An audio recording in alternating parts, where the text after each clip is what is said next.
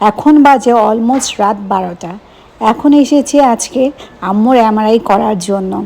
কখনো ভাবতে পারিনি যে এত রাতেও হসপিটালের দরজায় এভাবে করে বসে থাকতে হবে, তাও আবার আম্মুকে নিয়ে।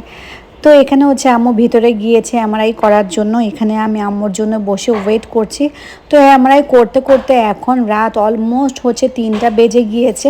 প্রথমে ভেবেছিলাম যে আমরা হোটেলে চলে যাব, পরে সিকিউরিটি গার্ড বলল যেহেতু এখন প্রায় 3টা বেজে গিয়েছে, এই মুহূর্তে আসলে হসপিটালের বাইরে যাওয়াটা তেমন সেফ হবে না। তাই আমরা চিন্তা করলাম যেহেতু 3টা বাজেই, তাই বাকি যে সময়টা আছে আর 2-3 ঘন্টা সেটা হসপিটালেই কাটিয়ে দিব। সো এখানে মোটামুটি অনেকেই বেঞ্চের মধ্যে শুয়েছিল যারা পেশেন্টদের সাথে ছিল রাতে।